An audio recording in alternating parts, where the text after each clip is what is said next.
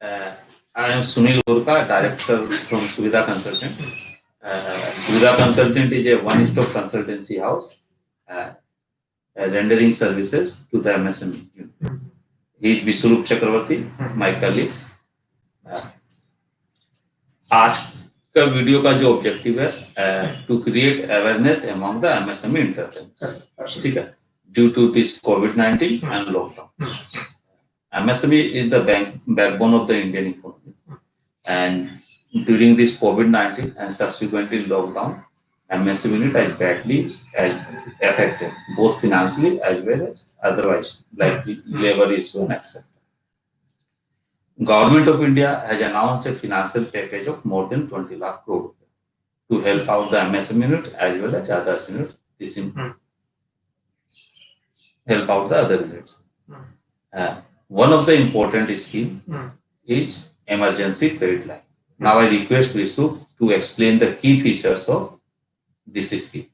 Thereafter we will take up the question on this scheme. Yes. ये scheme का पूरा जो नाम है it is guaranteed emergency credit line. ये जो नाम है इससे आपको पता चलता है कि ये एकदम इस कोविड पैंडेमिक की सिचुएशन में जो एमएसएमई को जो स्ट्रेस पहुंचा है, ये सिचुएशन एमएसएमई का लॉकडाउन के लिए जो इंडस्ट्री बंद पड़ा हुआ है, इसके कारण गवर्नमेंट ने बिना बहुत ज्यादा कोई फॉर्मेलिटी के एक additional 20% loan MSME and other business के लिए प्रोवाइड कर रहा है. और एक गारंटी वर्ड इसलिए यूज किया गया है कि क्योंकि ये सेंट्रल गवर्नमेंट की तरफ से 100% गारंटी कवरेज दिया. Money, this loan is secured by the central government. This loan is secured by the central government. Okay, emergency का मतलब क्या हुआ?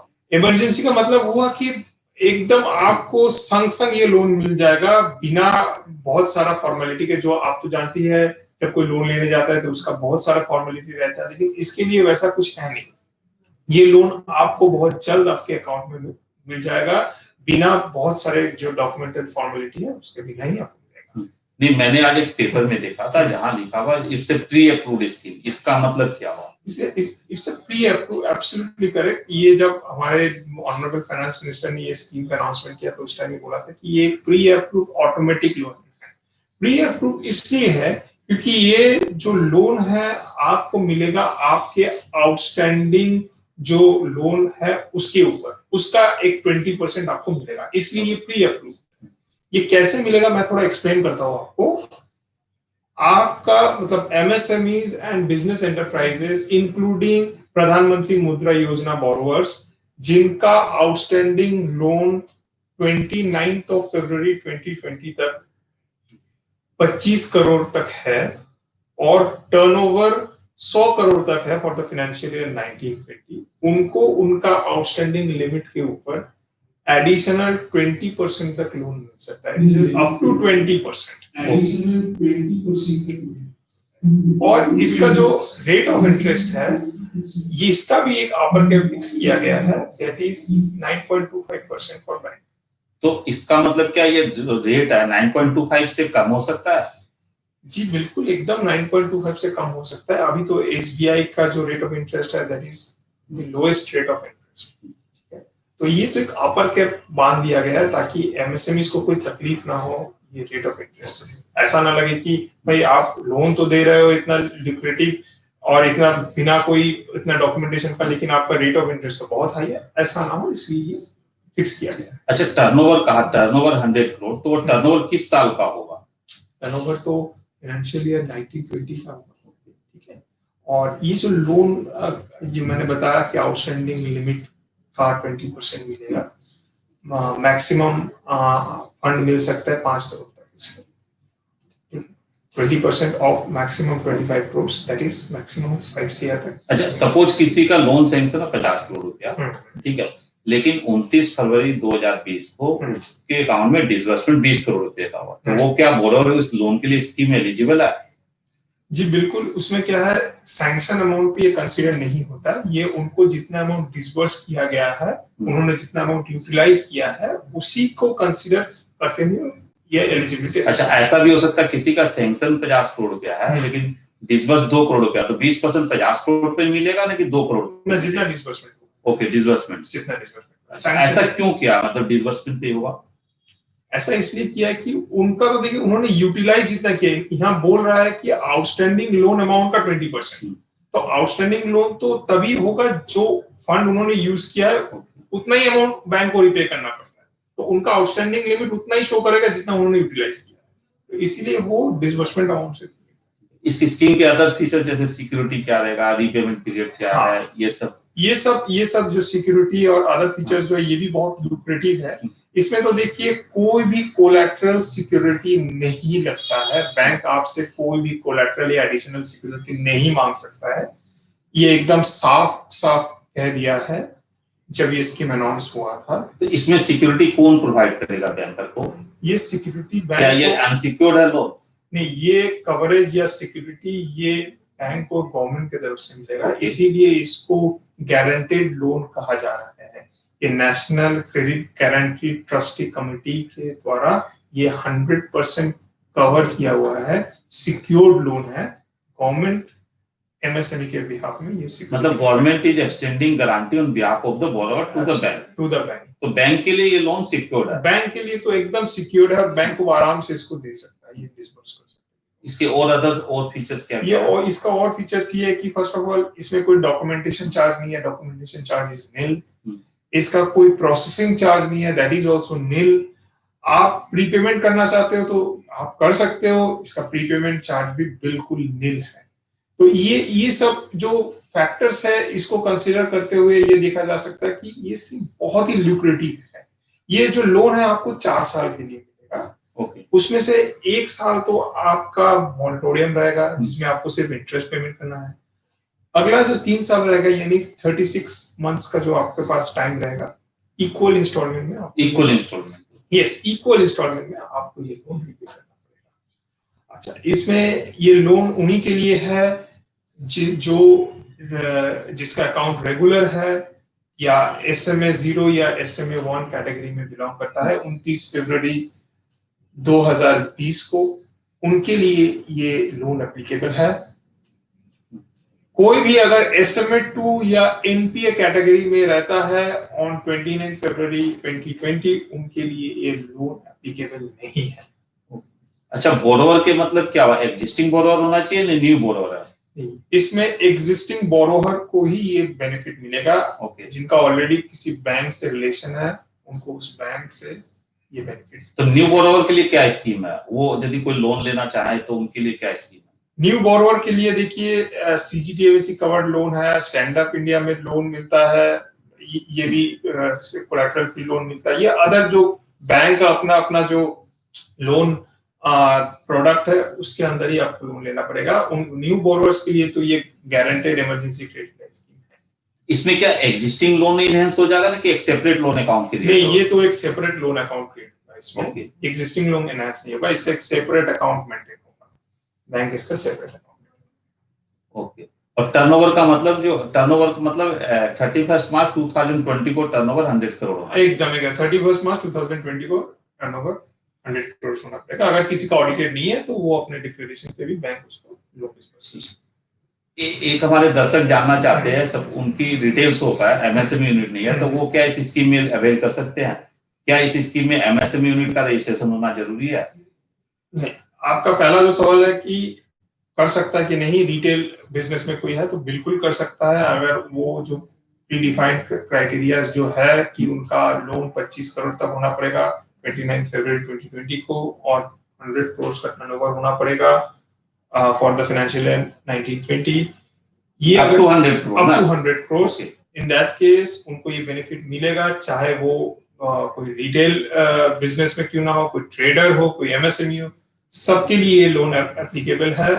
किसी का अगर GST रजिस्ट्रेशन मैंडेटरी है तो उनको वो सर्टिफिकेट देना पड़ेगा, अगर नहीं है तो GST रजिस्ट्रेशन का कोई मैंडेटरी नहीं है, जो इस दायरे में नहीं आता वो नहीं देगा। इसमें MSME का जो सर्टिफिकेट होता है उसका कोई रिक्वायरमेंट नहीं, वो ऑलरेडी ये जो प्री डिफाइंड क्राइटेरिया है ये फुलफिल करने से। एक बोरोवर की क्वेरी है कि वो लेंडिंग बिजनेस करते हैं तो वो भी क्या इसमें कवर्ड है? नहीं, लेंडिंग बिजनेस में ये बेनिफिट कवर्ड नहीं है। ओके। आपका यूनिट होना पड़ेगा, आप कोई सर्विस दे रहे हो या कोई मैन्युफैक्चरिंग या कोई ट्रेडिंग कर रहे हो तो मतलब फाइनेंस एक्टिविटी इसमें कवर्ड नहीं है।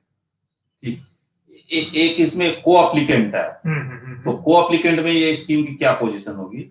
वो को एप्लीकेंट क्या एलिजिबल है कि नहीं है? को एप्लीकेंट के केस में तो देखिए प्राइमरी को एप्लीकेंट यूनिट को होना पड़ेगा, एंटरप्राइज को होना पड़ेगा।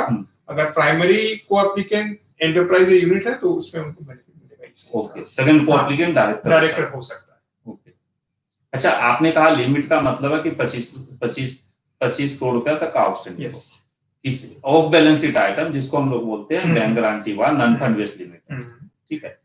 एक कंपनी है जिसमें आउटस्टैंडिंग बैलेंस 20 करोड़ रुपया है और 10 करोड़ रुपया नॉन फंड बेस्ड लिमिट है, ऑफ बैलेंस शीट आइटम, तो उनका टोटल लिमिट हो गया 30 करोड़ रुपया। तो उनको जो पहला क्वेश्चन हमारा ये है कि उनको 20% मिलेगा कि नहीं मिलेगा, क्योंकि उनकी लिमिट 30 करोड़ हो गई, और 20% मिलेगा तो वो 20 करोड़ पे मिलेगा या 30 करोड़ पे मिलेगा, ये कैसे होगा?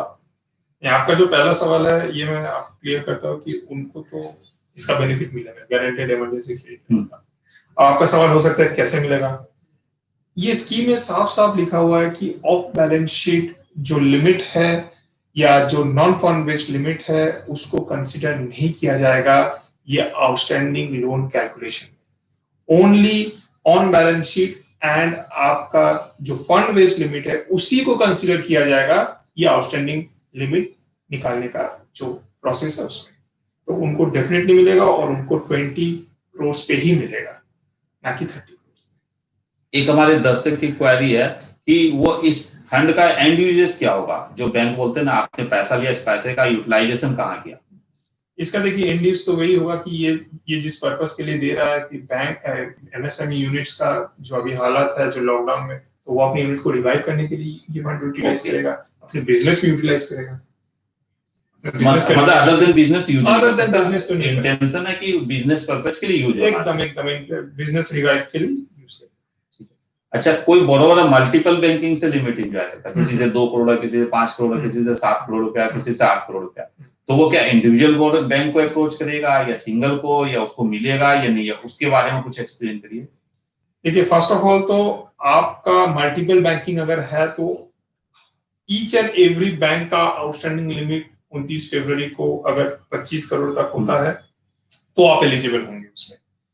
उसके साथ साथ अगर आप मल्टीपल बैंकिंग में हो और आपको लगता है कि नहीं हम लिमिट सबसे अलग अलग लिमिट नहीं लेंगे, एडिशनल लोन नहीं लेंगे, हम कोई एक ही बैंक से लेंगे, इन दैट केस आपको आपका जो और बैंक्स है उनके तरफ से एनओसी देना पड़ेगा। जिस बैंक से आप टोटल बेनिफिट लेना चाहते हो तो उस बैंक को अदर बैंक से एनओसी देना पड़ेगा। अगर एनओसी देते हैं तो आप मतलब मल्टीपल बैंक वाले भी इसमें कवर्ड है, एकदम covered, subject to other eligibility. एक एक्सपोर्टर है, वो एक्सपोर्ट जो करते हैं उसमें 4% का इनको इंटरेस्ट सब्वेंशन मिलता है, ठीक है, तो वो इस पे लिमिट लिया, तो उनको क्या वो इंटरेस्ट सब्वेंशन एप्लीकेबल रहेगा कि नहीं रहेगा? हाँ, एज पर द स्कीम उनको इंटरेस्ट सब्वेंशन। अच्छा, एसएमई रिपोर्टिंग 29 फरवरी को अकाउंट में एसएमई 2 रिपोर्टिंग नहीं है, एसएमई रिपोर्टिंग नहीं है, लेकिन सब्सिक्वेंटली आज के दिन एसएमई रिपोर्टिंग है, तो वो बोरोवर इसमें एलिजिबल होगा कि नहीं? हाँ, इसमें एकदम स्कीम में साफ साफ लिखा हुआ है कि 29 फरवरी को अगर वो एसएमए 2 या एनपीए में नहीं है तो उनको इसका बेनिफिट मिलेगा। इसके प्रोसेस और सैंक्शन का थोड़ा सा एक्सप्लेन करिए कि क्या है? देखिए इसका प्रोसेस बहुत सिंपल प्रोसेस है, ठीक है। आपका कंसेंट आप बैंक को दीजिएगा, क्योंकि नहीं लेना चाहते, आपका कंसेंट नहीं है तो बैंक आपको जबरदस्ती नहीं देगा, तो आपको बैंक को एक कंसेंट देना पड़ेगा कि मैं ये ऑटोमेटिक प्री अप्रूव लोन का बेनिफिट लेना चाहता हूं, मेरा आउटस्टैंडिंग लिमिट का 20% तक आप मुझे लोन दीजिए। तो बैंक आपको उनका जो बेसिक कुछ रिक्वायरमेंट रहता है कि आपका एक सीए सर्टिफाइड, आप टर्नओवर, आपका plant and machinery investment, okay, और आपका जीएसटी है तो जीएसटी सर्टिफिकेट, ये सब देने से बैंक एक व्यूअर हमारे रेडी बोल के, तो वो मल्टीपल बैंकिंग के बारे में बोलते हैं, जो आपने एक्सप्लेन किया है उसको थोड़ा फिर एक्सप्लेन करिए। हाँ, ये मिस्टर प्रकाश रेड्डी, यस। तो मैं उनके लिए बोलना चाहता हूँ कि अगर मल्टीपल बैंकिंग है कोई एमएसएमई या बिजनेस एंटरप्राइजेस का, तो इन दैट केस उनका सारे बैंकों का आउटस्टैंडिंग लोन अगर 29 फरवरी 2020 को 25 करोड़ तक है तो उनको ये बेनिफिट मिलेगा। और उसके साथ साथ ये भी कहना चाहता हूँ, जो मैंने अभी भी कहा, कि अगर उनको मल्टीपल बैंक से नहीं लेके वो चाहता है कि टोटल उनका जो ड्राइंग पावर है वो एक ही बैंक से ले, तो बाकी बैंकों का एनओसी उनको देना पड़ेगा जिस बैंक से लेना चाहते हैं। एक है, हम लोग ने एक्सप्लेन कर दिया है, सुब्रत चटर्जी, प्लीज क्लेरिफाई को एप्लीकेंट।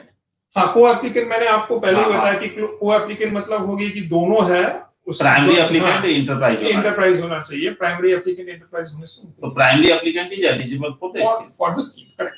अगर कोई इंडिविजुअल कैपेसिटी में कोई अगर लोन लेता है, इन दैट केस वो लोन कवर नहीं।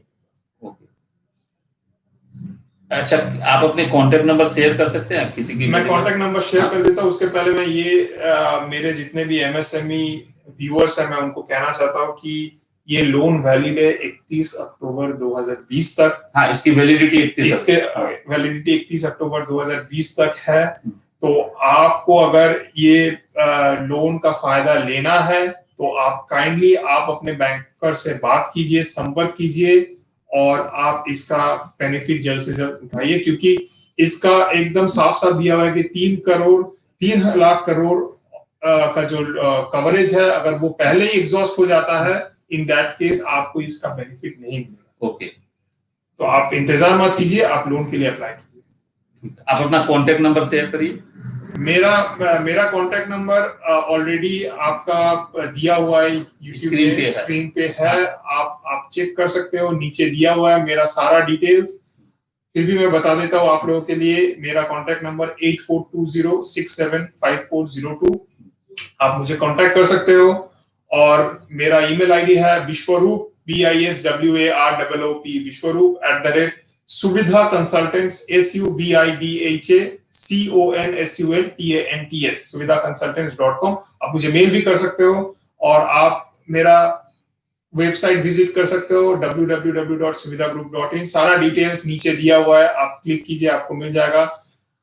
आपका कोई क्वेरी रहेगा आप प्लीज कांटेक्ट कीजिए हम लोग के साथ, हम लोग कोशिश करेंगे आपको पूरा सहायता करें। थैंक यू बहुत बहुत धन्यवाद स्कीम को समझाने के लिए, स्कीम के पॉइंट को समझाने के लिए। Thank you so much. और आप लोग हम लोग का ये चैनल को लाइक करें, शेयर करें, सब्सक्राइब करें और आगे का जो वीडियो है वो आपको जल्द से जल्द देखने को मिलेगा नया एमएसएमई स्कीम्स के। Thank you so much.